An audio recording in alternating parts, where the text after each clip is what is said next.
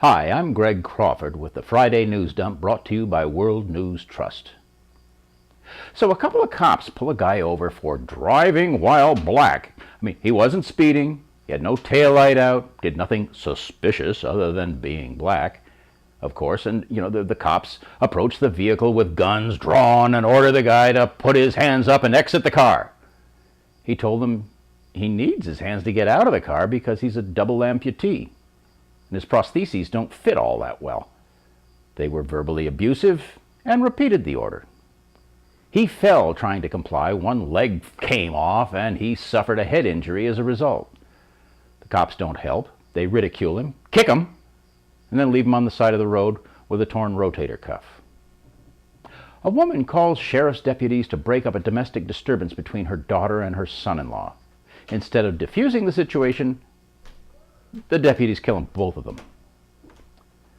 A judge sees several cops beating a homeless man already in restraints, lying on the ground and begging them to stop. The judge tries to intervene and gets a karate chop to the throat for his trouble.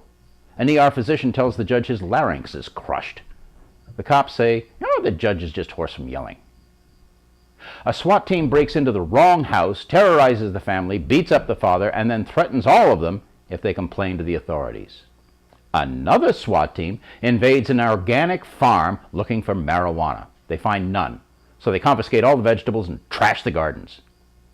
A SWAT team commander in a town that has been designated the safest community in America calls his streets battle zones, and he calls those he's paid to protect the enemy.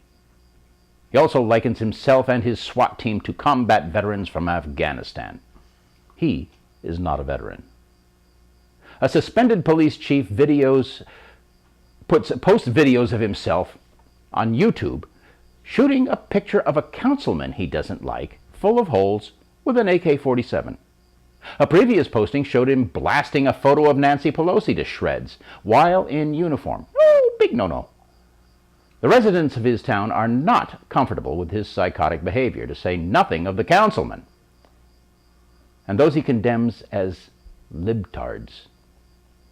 These are not isolated incidents. They're just a few of the examples of cops gone wild that have been reported in the past 2 weeks. I could devote hours to listing all the blatant examples of savage and unwarranted police brutality and not even begin to scratch the surface. In the interest of full disclosure, I should reveal that my younger stepson is a police detective, and he too finds this trend utterly abhorrent. But this isn't happening in a vacuum. It is all part of a greater and far darker scheme. Now, this is where the mealy-mouthed apologists start sneering about conspiracy theories. But the evidence is far too overwhelming to be so easily dismissed. Since 9/11, nearly every police force in the country has been militarized to absurd levels. And the standards for law enforcement applicants have always been suspect, but now you really have to wonder. Every kid that I went to high school with who later became a cop had a juvenile record and a history of bullying. Every single one of them. That wasn't unusual 50 years ago, and it certainly isn't now. But these days it's worse by several orders of magnitude. It's like they're actively seeking out psychopaths. Though there are exceptions, a disturbing number of people carrying guns and badges are, by any rational definition, seriously disturbed individuals. In the past 20 years, the prison population in the United States has increased 785%. We now incarcerate more of our citizens than any other nation on earth. That includes Russia, China, and even North Korea, though numbers for that zoo are hard to confirm. Our prison system, both state and federal, has been privatized at enormous cost to the American taxpayer, and to the enormous delight of the companies like CCA, the biggest corrections administration company in the country. Laws restricting the use of prison labor for profit have been relaxed or repealed altogether. Many call centers and soft industries are manned by prison inmates who are paid pennies per hour if they're paid at all.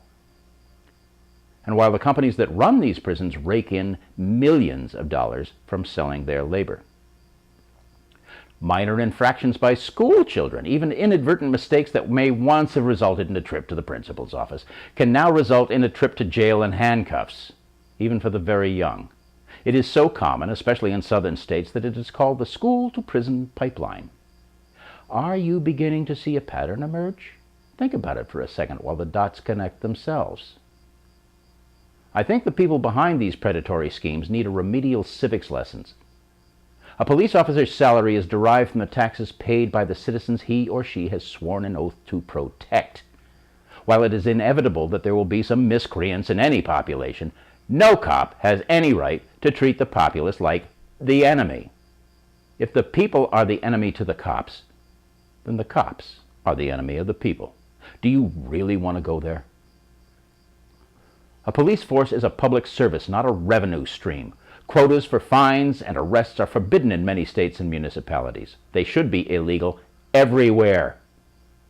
A police department exists to protect the people and their civil rights. They do not exist to impose the will of a treacherous and exploitive corporate state.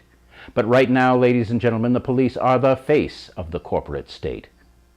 And the evil monsters giving them their orders are just getting warmed up. Is this the world we want to leave our children? I sure as hell hope not.